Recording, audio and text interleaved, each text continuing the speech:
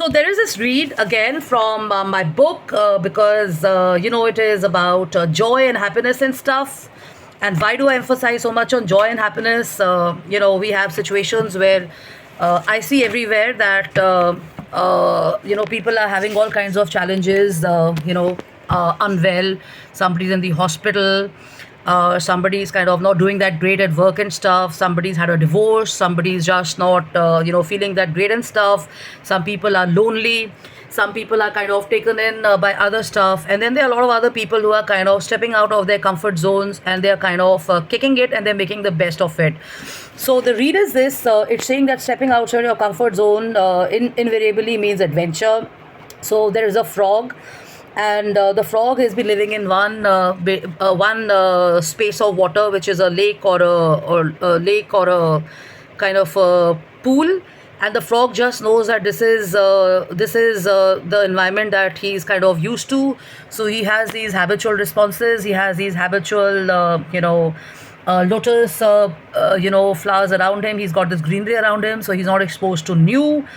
And he does not know that there are ways to kind of improvise, and there are kind of ways to kind of find new ways of existence where he can actually step out of that pool and be in the garden or be in the lawn, and be kind of enjoying the rain under the shrubs and everything.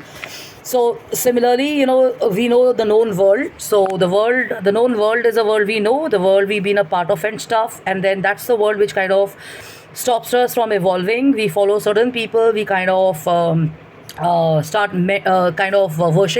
worshipping them.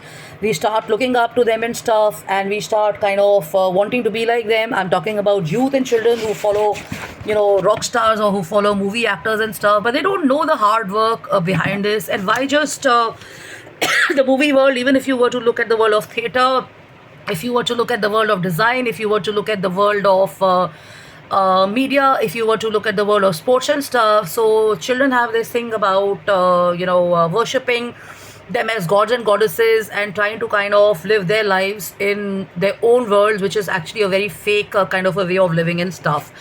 So this is what the author also says, that we have to kind of realize that we can get out of a comfort zone. And when you get out of the comfort zone, the good news is that things start coming to you naturally and instinctively from the time you kind of decide to get out of it. So when you do that, what happens? So when you do that, you start learning, you start maturing, you start kind of having an expansive life. Your life has just been maybe about 20 people, it becomes 200 people and stuff. And yes, people do feel stressed, people do feel overwhelmed with relationships and stuff. I feel that sometimes that there's so many people I've kind of have to manage and stuff. But the point is this, that this is what human life is all about. And if we were not working, and if we were not in roles and stuff, we any which ways would have had relationships starting from home to our community or to our relatives and stuff like that. So the author is also saying that the willingness of spirit is that we must embark on any adventure, whether it is professional, artistic, or even emotional. One must be aware that when we are leaving our comfort zone, it will definitely cause us to look at the uncertainty, and it will also give us some kind of probably willingness to know, or resistance to know something new. And when you're facing that uncertainty, probably new horizons are going to open up for you, and you're going to get more braver.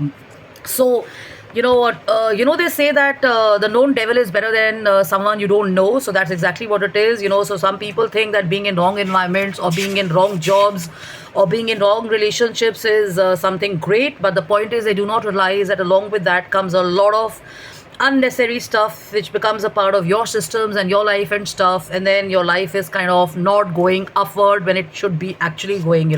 So rather than going vertical, we are going horizontal, because we think that this is the consistency that we have, this is the kind of benchmark we have of relationships or friendships or job profiles and stuff, or this is the world that we know, so we're going to stick in that because it's giving us a false sense of security, it's giving us a false sense of accomplishment and feeling good and great.